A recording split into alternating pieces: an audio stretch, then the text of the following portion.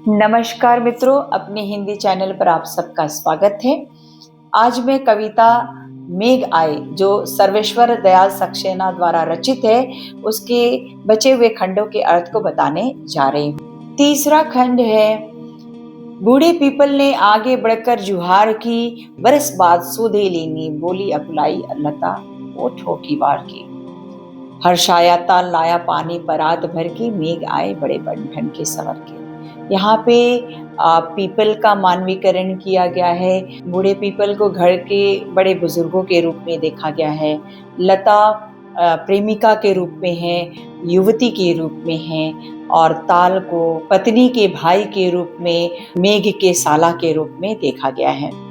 कवि ने कहा है कि बूढ़े पीपल ने आगे बढ़कर जुहार की। भारतीय परंपरा में जब अतिथि आते हैं, मेहमान आते हैं, तो घर के बड़े बुजुर्ग उनके स्वागत में हाथ जोड़कर उनका अभिवादन करते हैं।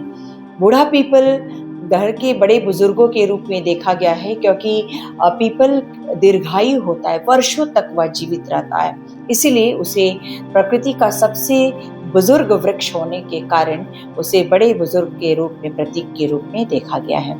तो बूढ़े पीपल ने आगे बढ़कर जुहार की। वर्षा ऋतु में जब काले घने मेघ आकाश में आच्छादित हो जाते हैं, तो मेघ रूपी मेहमान के स्वागत में प्रकृति का सबसे बुजुर्ग वृक्ष पीपल का वह हाथ जोड़कर उनका अभिवादन करता है, उनका स्वागत करता है। पीपल के वृक्ष की विशेषता होती है कि उसके पत्ते हाथ के पंजों की तरह दिखते हैं और वे अलग अलग होते हैं। हवा के प्रभाव से जब वे जुड़ते हैं तो हाथ जोड़ने की तरह प्रतीत होने लगता है।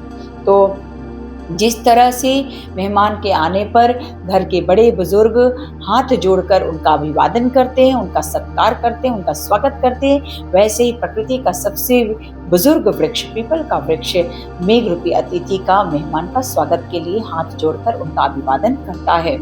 और मेहमानों के अभिवादन और स्वागत की जिम्मेदारी बड़े बुजुर्ग इसलिए भी उठाते हैं, मेहमान सम्मानित होते हैं, सम्माननीय होते हैं, और किसी भी तरह से उनके स्वागत में कोई चूक नहीं होनी चाहिए, कोई गलती नहीं होनी चाहिए। बच्चे गलती कर सकते हैं, नासमझी कर सकते हैं, इसीलिए स्वागत की जिम्मेदारी बड़े बुजुर्गों को दी जाती है, और ये प्रकृति का बड़ा बुजुर्ग पीपल का वृक्ष इसकी जिम्मेदारी लेता है। बरस बाद सुधी लेनी, यानी बरस मतलब एक वर्ष के बाद, सुधी मतलब खबर लेना, याद करना।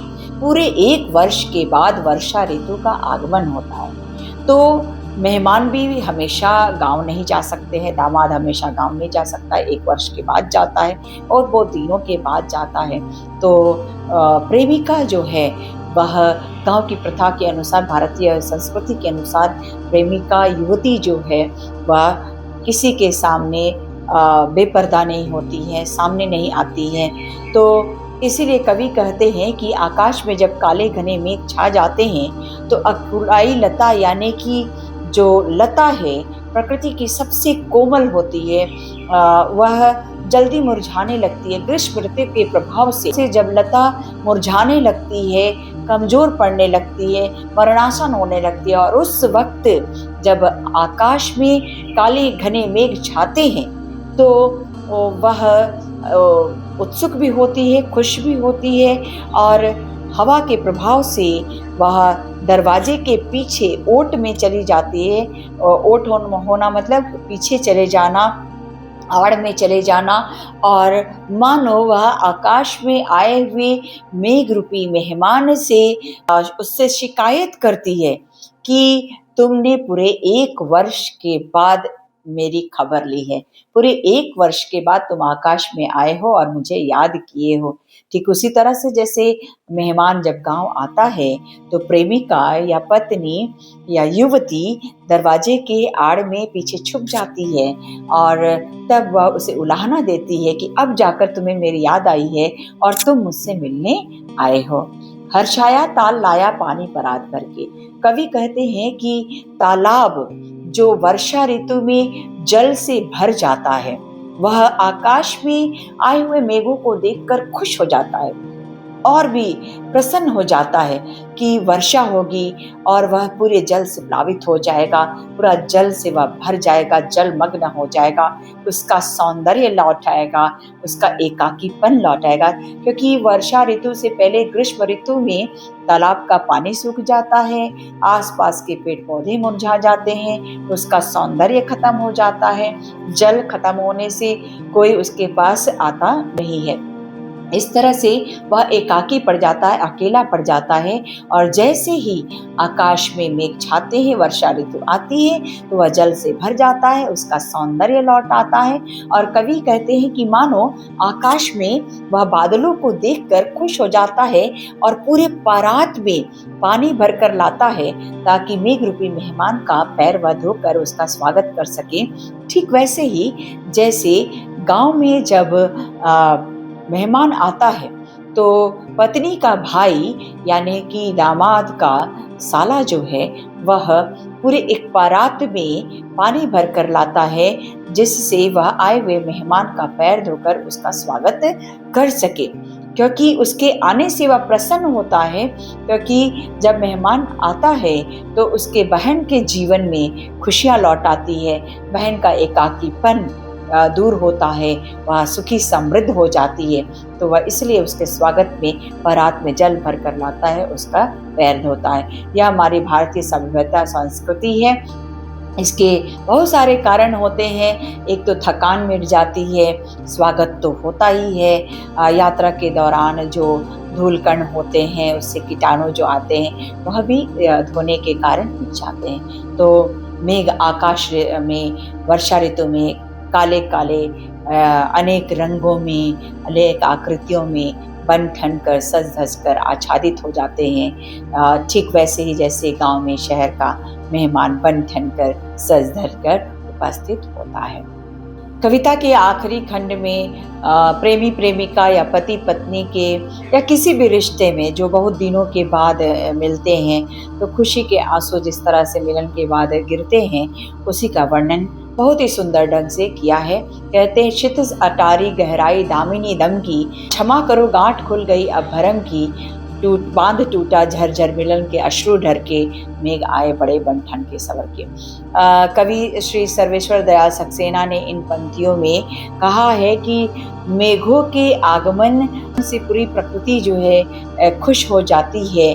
आकाश में काले काले घने बादल छा जाते हैं और क्षितिज पर, इसका मतलब होता है जहां आकाश और पृथ्वी मिलते हुए से प्रतीत होते हैं।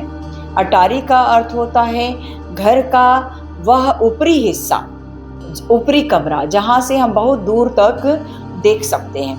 क्षितिज अटारी गहराई दामिनी दम की, कहते हैं कि आकाश और पृथ्वी जहां मिलते हुए प्रतीत होते हैं, जब क्षितिज पर काले घने बादल छा जाते हैं, बिजली चमकने लगती है। गहराई दामिनी दम की यानी काले घने बादल छा जाते हैं। दामिनी मतलब बिजली, विद्युत, चपला, जब वह चमकने लगती है और वर्षा की बूंदें धरती पर पड़ने लगती है, तो कहते हैं कवि कि क्षमा करो गांठ खुल गई अब भरम की।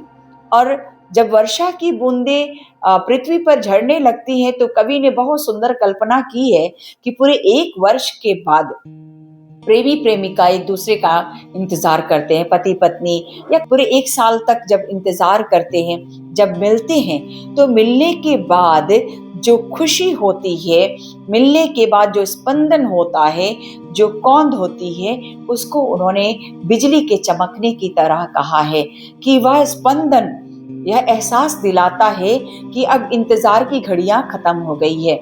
जब उलाहना देते कि अब जाकर एक वर्ष के बाद हमारी याद आई है, वह खत्म हो जाता है।